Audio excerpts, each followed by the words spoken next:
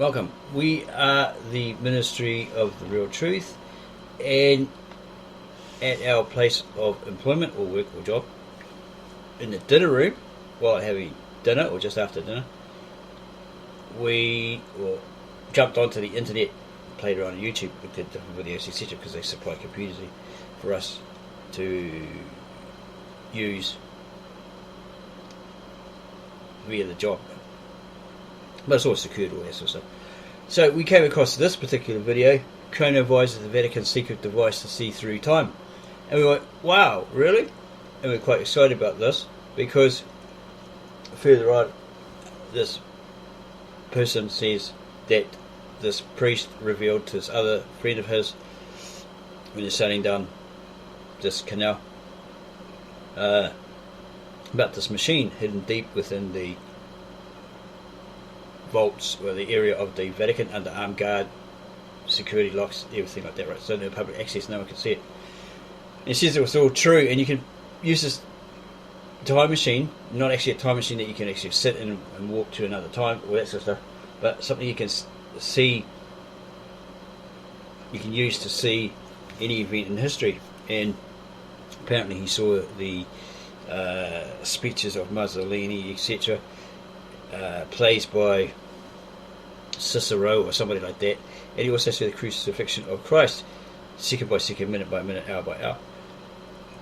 And he said you don't have to translate any of these manuscripts or these scriptures, because this machine will allow you to see exactly what happened, what went on that day, right, in that period.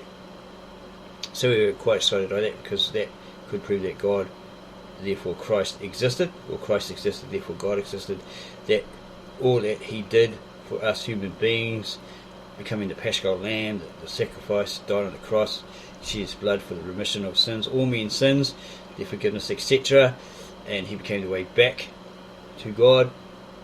Right? He was the way, the truth, and the life. He was resurrected, and all that story relates. Okay, so that would totally blow the atheists out of the underwear, because this machine would verify, if proven true, that the Christ actually existed and went through all this suffering, died and rose again, etc., etc., right? They'd have to shut their mouths forever, right, if it was totally true. So that was a bonus for us, but we thought, yeah, okay, we'll take it as hearsay, it could be a lie, where's the evidence, etc., etc. But apparently this priest, which we'll find later on, actually said there is a machine, I've seen it, he never created it, somebody else did, but it's there, it's hidden in the Vatican, and he's looked and he's seen these different events in history, especially the crucifixion of the Christ. Okay, so we're going to carry on looking at this video, because it's very, very interesting. Hopefully we don't get a copyright strike or claim. Well, we shouldn't, because it's owned by this guy, it's created by this guy, right? But the material in it may cause that kind of problem.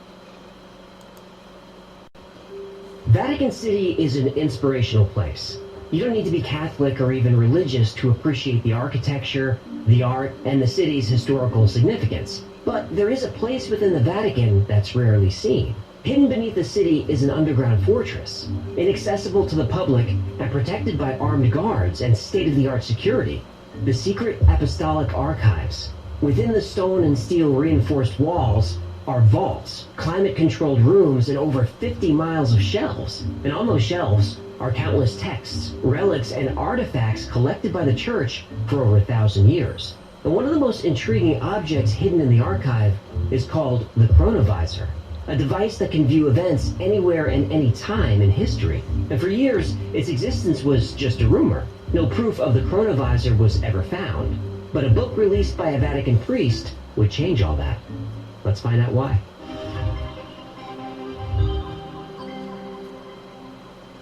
Pellegrino Ernetti was a scientist, world-class authority on music, and a scholar. He spoke several languages, he dabbled in electronics, physics, and even the occult arts. He also happened to be a Benedictine monk. Now, whether by luck or by fate, Father Pellegrino Ernetti found himself in the company of Francois Brune, a priest from France. And they were sharing a ferry ride down the Grand Canal in Venice. The water was calm and the trip was long, so the men struck up a conversation. They shared a love of languages, science, and history, and they were discussing different interpretations of the Bible when Ernetti interrupted. "There's nothing to interpret," Ernetti said. "It's possible to see what actually happened, to see the truth with your own eyes." The Broom thought Ernetti was joking or being rhetorical. He wasn't. Ernetti spoke of a device he had worked on hidden in the deepest, most secret levels of the Vatican archive. A device that allowed its operator to witness events anywhere and any time in the past. And it was called the Chronovisor. Ooh, a time machine? Well, sort of. You can't travel anywhere with the Chronovisor, but you can program it to show you certain events on a screen, like a television. Oh boy, you can stream anything these days. Now, Francois Brune was stunned by the story. He knew Father Pellegrino Ernetti to be a serious man. Ernetti was well-read, well-educated, and well-respected in the church. He was not one for exaggeration. Yet Ernetti claimed to have heard speeches by Napoleon and Mussolini. He visited ancient Rome, and Ernetti was amazed that Cicero was as captivating a speaker as history claimed. My name is Maximus Decimus Meridius, commander of the armies of the north, general of the Felix legions, and loyal servant to the true emperor, Marcus Aurelius, father to a murdered son, husband to a murdered wife, and I will have my vengeance, in this life or the next. He sounds like Hartman or one of those characters of South Park. He sounds like that. You've got to love that fish. Hecklefish. What an excellent concept. Good on you. Files. Good on you. Are you not entertained? I'm not. Anyway, Broome wanted to know about the events in the Bible. Did they really happen? It's all true, Ernetti said.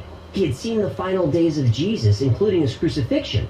He saw the creation of the Ten Commandments, the Last Supper, the destruction of Sodom and Gomorrah, and everything in the Bible. Now, Broome was obviously skeptical. Even though Ernetti was intelligent and talented, he didn't have the skill and knowledge needed to build this kind of device. And Ernetti agreed that he couldn't build the Chronovisor himself. He had help. In 1952, Father Pellegrino Ernetti was working on a project at the Catholic University of Milan. And being an expert in early Christian music, he was studying and restoring tape recordings of Gregorian chants. And while listening to one of the tapes, the school's founder, Father Agostino Gemelli, was convinced he heard his father's voice, even though his father was dead at the time of the recording.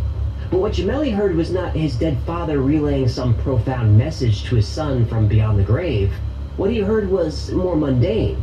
His father arguing with someone over the price of shoe wax. Gemelli's father was a cobbler who made and sold shoes.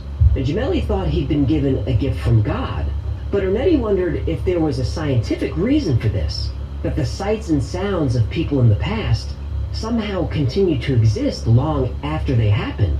And if they did, could they be detected? That sounds like EVPs. Well, it does. And this technology is not that different from what we now call EVPs, or electronic voice phenomena. And since Gemelli was president of the Pontifical Academy of Sciences, he was able to fund a project to explore the possibility of listening or seeing events from the past. Ernetti assembled a team of 12 scientists, but he would only reveal the names of 2. And one was Enrico Fermi, the Nobel Prize-winning physicist known for Fermi's paradox and for creating the world's first nuclear reactor. The other scientist was Nazi rocket scientist turned director of NASA, Wernher von Braun. Like sound waves can be pressed into vinyl to produce a recording, Ernetti said that his team had discovered that light and sound continue to exist as forms of energy, and using a series of antennas, the Chronovisor could detect this residual electromagnetic radiation and translate it into image and sound. Operators of the Chronovisor could designate a specific date and location, then the scene was reconstructed on a large cathode ray tube. Now, Francois Brune was obviously amazed by the story and asked Ernetti what happened to the device. Ernetti said that once the team realized what they had invented, they brought their discovery to the Pope. And since the Chronovisor could tune into any place and time in the past, it could be used as a powerful weapon. It could reveal state secrets or be used for blackmail. So Pope Pius XII worried that, in the wrong hands, the Chronovisor could launch a dictatorship unlike anything the world had ever seen. The Pope ordered the machine dismantled and forbid anyone from speaking of it. Ernetti said this was the first he's spoken of it in over 10 years. And Brune understood and agreed that a machine like the Chronovisor would be extremely dangerous and it was probably best if it stayed hidden and dismantled. But Brune said to Ernetti, "It's too bad there's no proof that the chronovisor actually worked." Ernetti said to Brune, "My friend, I have proof." Wow. Quintus Ennius was a writer and poet who lived during the Roman Republic between 239 and 169 BC. He's often considered the father of Roman poetry. And during his lifetime, he wrote about 20 plays and an epic poem on the history of Rome called the Annals. But only a few fragments of his work survive. His final play, Thyestes, was produced shortly before his death in 169 BC. And scholars have wondered about this play for centuries. They knew the story was based on the writing of another author, Seneca, but the actual text of Thyestes, except for a few lines, has been lost to history. Ernetti used the Chronovisor to visit Rome in 169 BC, where he saw a performance of the play in a Roman square. Ernetti, fluent in Latin, was able to transcribe and finally complete Ennius's play after 2,000 years, and that manuscript still exists. The story of the Chronovisor remained hidden for another 12 years or so. Then in 1972, an article appeared in the Italian magazine La Domenica del Corriere. Show off. The headline of the article was, "A machine that photographs the past has finally been invented." And some believe that the Chronovisor was not dismantled, but was actually functional and being used by the church to maintain watch and control of the population. That theory makes sense. Oh, you believe that one, huh? But does the Pope in the woods? Soon, several photos were leaked, including this one taken by Ernetti himself. Ernetti used the Chronovisor to view Jesus' entire final day and... Okay, you can watch the rest of the video in your own time, at your own pace. That fish, heckle fish, is so funny. Just the Pope poop in the woods. Yeah, good one. Okay, so yeah, as we said, you can watch it in your own time, at your own leisure. Right. Okay, we also found another video on YouTube called Chronovisor's device that can view past events hidden in the Vatican archives. It's actually probably longer. You can go watch that as well. There's a link up here. We'll leave these links underneath the video. We don't want to risk getting a copyright strike or claim for showing two different YouTube videos. Could possibly happen. We're actually betting on it. Okay, so we went to the public domain.